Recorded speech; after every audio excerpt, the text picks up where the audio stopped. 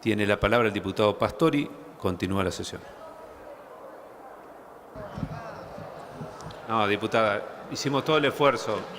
Pastori. Sí, gracias, señor presidente. Como veníamos diciendo, me quiero muy brevemente referir, voy a ocupar menos tiempo del que me quedaba, señor presidente. Me quiero referir a dos proyectos que acompañan al de presupuesto y que son muy importantes, ambos. Uno de ellos tiene que ver con un régimen de monotributo para pequeños productores de tabaco y de caña de azúcar, reivindicando la potestad que tiene esta Cámara de ser Cámara de origen de los proyectos que tienen que ver con cuestiones tributarias y que en este caso contempla aquellos pequeños productores considerados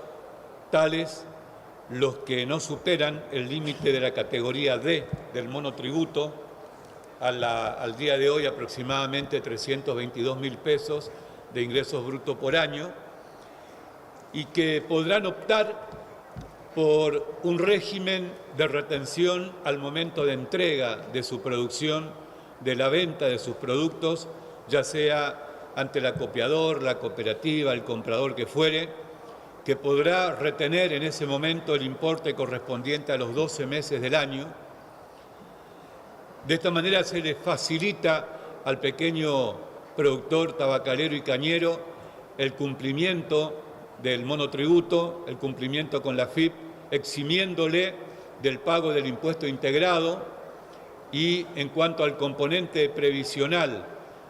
y el componente del Seguro Nacional de Salud, reduciéndoseles en un 50%. Esto es un beneficio importante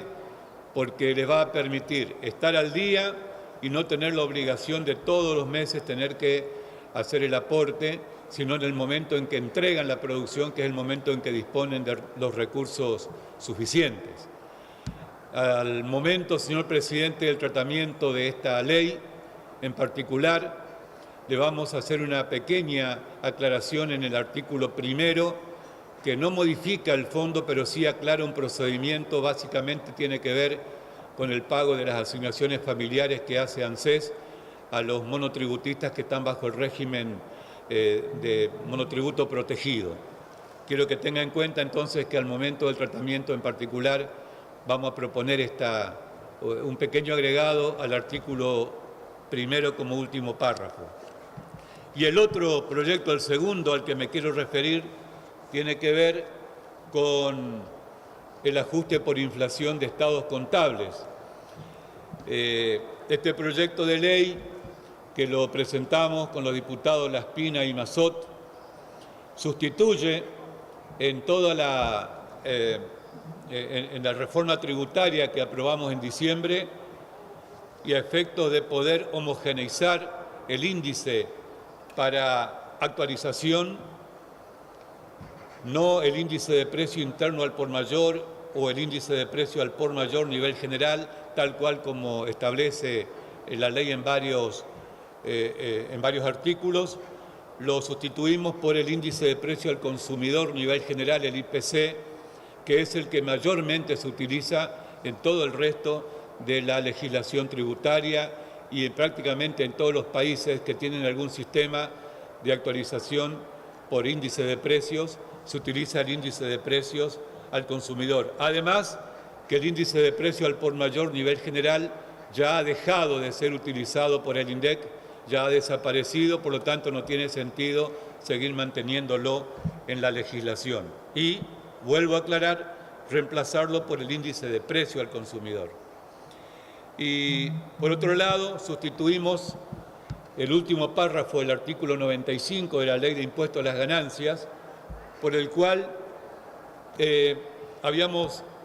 puesto en la reforma tributaria que se vuelve a implementar el ajuste por inflación de estados contables cuando en los últimos 3 años se supera una inflación del 100%, con vigencia a partir del 1 de enero del 2018. La modificación tiene que ver en cuanto a prescripciones para el primer y segundo año de aplicación, donde proponemos que respecto del primer, segundo y tercer ejercicio, mientras corren los 36 meses, se aplique el ajuste por inflación en caso de que la variación de ese índice en el primer ejercicio, repito, iniciado a partir del 1 de enero, supere el 55%. En el segundo año un 30% y un 15% en el tercer año. Esto es para que quede claro, especialmente ante la profesión contable, que solamente en estos casos estará entonces admitido el ajuste por inflación, ya que las entidades que agrupan a los profesionales de las ciencias económicas estaban con esta disyuntiva, si aplicaban, no aplicaban, habían algunas directivas en ese sentido, provisorias que estaba haciendo la Federación Argentina. Además, también se deja claro que la derogación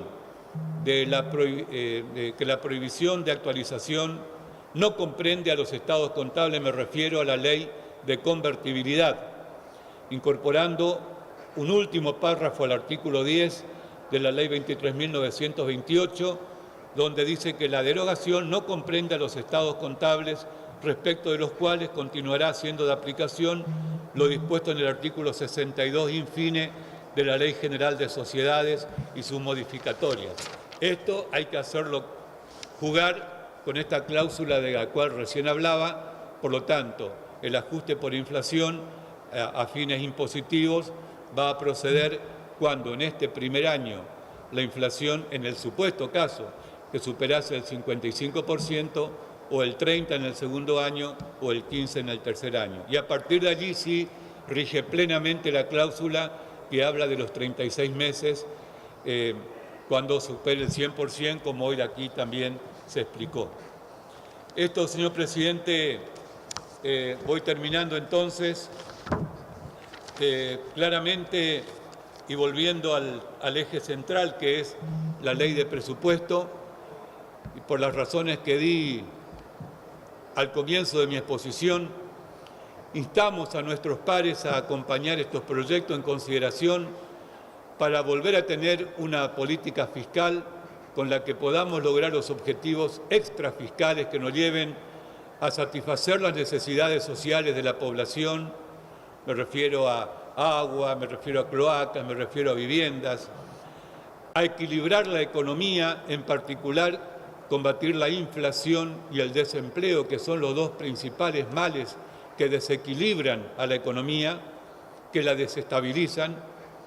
a contribuir al crecimiento de la economía sobre bases sólidas, duraderas en el tiempo, sin atajos de ninguna índole. Necesitamos crecer al 3-4% anual durante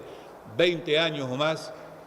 y redistribuir la riqueza para achicar la indigna brecha de desigualdad social con una pobreza que nos lastima y que debe seguir siendo nuestro norte, luchar para llevarla a su mínima expresión en un país que tiene todo para desarrollarse y crecer. En definitiva, señor presidente, estamos presentando un presupuesto para asegurar el cambio, ese cambio que una mayoría de la población votó en el año 2015, que volvió a ratificar ese voto en el 2017 y que dentro de un año va a tener la oportunidad de volver a expresarse para ratificar este rumbo. Por estas consideraciones, presidente, pedimos a nuestros pares en esta instancia histórica del país el acompañamiento a estos proyectos de ley. Muchas gracias. Muchas gracias, señor diputado.